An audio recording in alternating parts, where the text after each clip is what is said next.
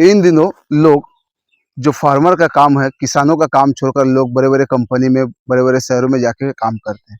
लेकिन हमारे साथ एक युवा मौजूद है, जिन्होंने अपने बचपन से ही फार्मिंग का काम कर रहे हैं, बचपन से ही किसानों का काम कर हालाँकि इन्होंने हायर डिग्री भी लिए हैं, उसके बावजूद ये लगातार जो है फार्मिंग का काम कर रहा है। इन जो फार्मिंग के काम से आज कहाँ तक पहुँचे हैं, हम इनसे बात करते हैं। मेरे साथ मौजूद है गौतम राय जी और हम उनसे बात करते हैं और जानने का प्रयास करेंगे कि इस समय उन्होंने कई बड़ी मात्रा में जो है, कई एकड़ लेकर नर्सरी को चला रहे हैं। और नर्सरी के माध्यम से उन्होंने कई साहिबगंज जिले ही नहीं बल्कि कई जिले में उन्होंने जो यहाँ से पौधे दे रहे हैं। हम उनसे बात करते हैं, जानते हैं कि किस प्रकार उन्होंने आखिर इस रूट में किस प्रकार उन्होंने आगे बढ़ रहा है। क्या कहना चाहेंगे दादा आर्यवर्त दुनिया परिवार? सभी को नमस्ते। आप लोग आए हैं। ऐसा है कि हम रहते हैं पूरा गांव में, जो जिस गांव में रोड भी नहीं था। हालांकि फिलहाल हमारे यहाँ रोड बना है और हमने यहाँ पे एक नर्सरी बनाया है, पेड़ पौधा का नर्सरी। ये पेड़ पौधा का नर्सरी ऐसा है कि हम भी फार्मिंग के साथ जुड़े हैं बहुत दिन से, तो बहुत अच्छा है ये। मतलब पर्यावरण को बहुत अच्छा बना रहे हैं। फ्रेश ऑक्सीजन मिलता है। बहुत सारे पौधा हम लोग लगाए हैं और ये पौधा हम लोग सप्लाई करते हैं सरकार के विभिन्न योजना में। जैसे हॉर्टिकल्चर हो गया, तो हॉर्टिकल्चर में हम लोग पौधा सप्लाई करते हैं और इस तरीके से हम लोग बहुत बढ़िया हैं, खुश हैं। ठीक है। और नर्सरी बहुत बढ़िया चीज़ है। नर्सरी के प्रति ध्यान देना चाहिए। नए जो युवा लोग हैं जो पढ़ाई कर रहे हैं, एग्रीकल्चर बेस बहुत स्कोप है यहाँ, इसमें बहुत स्कोप है। अभी इस जाड़ा के समय में लोगों को कैसा पौधा लगाना चाहिए कि जिससे लोग जो है अपने अंदर जो है आत्मनिर्भर हो सके, इस फार्मिंग के माध्यम से वो आगे बढ़ सके, क्योंकि सरकार का भी जो है कई महत्वाकांक्षी योजनाएं चल रहे हैं, जिससे अब बागवानी हो गया और भी कई तरह के जो योजना चल रहे हैं, इसमें जो है किसानों को आत्मनिर्भर बनाने का प्रयास कर रहे हैं और उसी का आप भी एक डोर हैं, आप भी सरकारी विभाग में पौधा दे रहे हैं। एक्चुअली क्या है कि हमें जो है ना, देखिए हम लोग पुराना तरीके से काम कर रहे हैं, जैसे धान और गेहूँ। इस समय तो धान और गेहूँ पे ज़्यादा ज़मीन जो है हम लोग फार्मिंग करते हैं, लेकिन हमारे झारखंड सरकार का बहुत बड़ा स्कोप है बागवानी विभाग में, हॉर्टिकल्चर डिपार्टमेंट में। तो बहुत बड़ा स्कोप क्या है कि स्ट्रॉबेरी का खेती कर सकते हैं आप। उसमें सरकार आपको लगभग फ्री में ही आपको पौधा उपलब्ध कराएंगे और बहुत चीज़ उपलब्ध कराएंगे। पपीता का भी आप खेती कर सकते हैं, स्ट्रॉबेरी का खेती कर सकते हैं, आप केला का खेती कर सकते हैं, उसके बाद आप ड्रैगन फ्रूट का खेती कर सकते हैं, जो कि आपको इतना अच्छा बेनिफिट देगा, आप सोच नहीं सकते हैं। आप कभी नहीं चाहिएगा कि हम वो धान करेंगे या हम गेहूँ करेंगे, ठीक है ना, गेहूँ का फसल करेंगे। ये अभी अभी का समय में जो है आपका नया ज़माने के साथ नया तरीके से चलना पड़ेगा आपको। नया तरीके से अगर नहीं चलिएगा, नया कि नया फार्मिंग के साथ अगर नहीं जुड़िएगा तो आप पीछे पड़ जाइएगा। इसलिए हमारे यहाँ नौजवान जितने भी हैं उनको हम कहेंगे कि भाई आप लोग जो हैं पहले सीखिए, ज़मीन को मत बेचिए, ठीक है ना? ज़मीन को मत बेचिए, क्योंकि एक बार आप बेचिएगा तो वो आपका हाथ से चला गया। आपका कोई स्कोप आगे नहीं मिलेगा। तो आप अगर ज़मीन को मैनेजमेंट सीख जाते हैं ना, ज़मीन का मैनेजमेंट अगर सही तरीके से सीख जाते हैं, तो आपको कहीं इधर-उधर नहीं जाना है।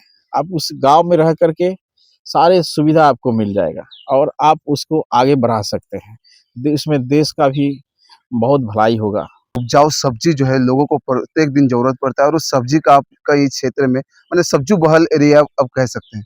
इस क्षेत्र में सब्जी का बहुत ज़्यादा मात्रा में फसल होते हैं।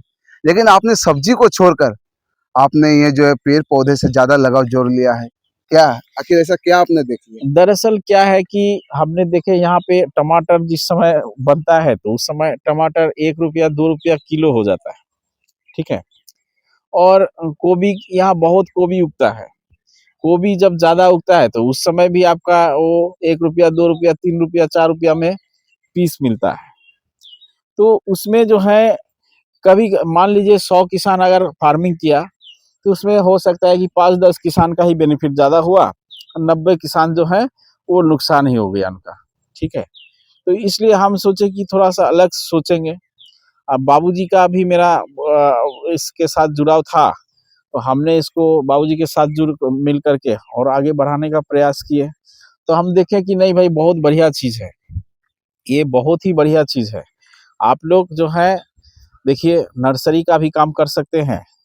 अगर चाहते हैं कि नर्सरी नहीं और आप फार्मिंग का भी कर सकते हैं, जो कि आपको तुरंत बेनिफिट मिलेगा। एकदम फार्मिंग जो है देखिए स्ट्रॉबेरी में आपका लगभग 3 महीना में आपको रिटर्न मिल जाएगा, लेकिन उसको सीखना पड़ेगा, तरीका सीखना पड़ेगा, कैसे स्ट्रॉबेरी फार्मिंग किया जाता है, कैसे आपका केला का फार्मिंग किया जाता है। हमारे यहाँ केला तो बहुत उग सकता है, बहुत एकदम बहुत मात्रा में, जो कि हम लोग यहाँ से बाहर भेज सकते हैं। हमारे यहाँ पपीता भी उग सकता है, पपीता भी हम लोग तैयार कर सकते हैं। हम लोग अभी बहुत अच्छा अमरूद का एक वैरायटी आया है, वो अमरूद को भी हम फार्मिंग कर सकते हैं। बड़ा-बड़ा बेर बेर जो है वो भी फार्मिंग कर सकते हैं, वो बहुत जल्दी आपका रिटर्न देगा, 1 साल में आपको रिटर्न मिल जाएगा। इतना अच्छा चीज़ है ये सब। तो इसके ऊपर सरकार का तो बहुत बड़ा मतलब ये चल रहा है झारखंड सरकार का। झारखंड सरकार जो है आपको पूरी तरह से मदद करेगा इस विषय पर। किसान सीजन में ही ज़्यादातर जो है फल उनको मिलते हैं या सब्जी का खेती करे तो सीजन में ही सिर्फ होते हैं। लेकिन ऐसा भी कुछ जो है सरकारी योजना चल रहे हैं जिसमें 12 महीना उसका हो सकता है। किसान उसमें भरपूर अपने मात्रा में जो है काम कर सकते हैं। क्या ऐसा आपके पास भी कुछ जानकारी? अभी एक अमरूद है जो कि 12 महीना फलेगा, एक नींबू है जो कि 12 महीना आपको फल देगा, एक आपका केला है, वो आप कंटिन्यू आपको केला मिलेगा, पपीता है वो 12 महीना आप पपीता ले सकते हैं, ठीक है। इस तरीके से नया-नया जैसे ड्रैगन फ्रूट है, एवोकाडो है, हाँ? तो इस तरीके से बहुत सारे मतलब फ्रूट्स का ये है। उसके बाद अभी और एक चीज़ आया है जो आपका खजूर, हमारे यहाँ तो बहुत खजूर का पेड़ है, ठीक है ना? ये खजूर के ऊपर भी बहुत कुछ हो सकता है। खजूर का रस निकाल के आपका खजूर का गुड़ बना सकते हैं, जो कि बहुत डिमांड है आज के डेट में, बहुत एकदम। सोच नहीं सकते हैं कि इतना डिमांड है। उसके बाद आपका खजूर एक विदेशी खजूर भी मतलब आ रहा है पौधा, जो कि आप यहाँ पौधा लगा के उसके 2-3-4 साल में उससे बेनिफिट ले सकते हैं और वो भी बहुत अच्छा बेनिफिट है उसका भी। और मतलब ये बाहर का खजूर का ही ये है, पौधा है, जो कि आपका भी हमारे देश में भी उगने लगा है और तैयार भी हो रहा है, बहुत अच्छा। अभी आप देख पा रहे हैं हमारे पीछे जो है ना जाने लाखों के संख्या में जो है आम का पौधा रखा हुआ। और ये सारे पौधा जो है फार्मिंग के लिए होता है। कई योजनाओं में चलते सरकारी योजनाओं में भी जाते हैं। और ये सरकारी योजना में जाने के साथ-साथ जो है हम जानेंगे कि अब कौन-कौन जिले में यहाँ से पौधा जा रहे हैं इनके पास से। देखिए, यहाँ से बहुत सारे किसान पौधा ले जाता है, जैसे हमारे झारखंड में राजमहल क्षेत्र का, साहेबगंज जिला का पूरा जिला का किसान यहाँ से पौधा ले जाते हैं। हम लोग पाकुर में भी भेजते हैं, गोड्डा में भी भेजते हैं, मतलब हर किसान बहुत सारे किसान यहाँ से जुड़ते हैं, जो कि उन लोगों को हम लोग यहाँ से पौधा उपलब्ध कराते हैं।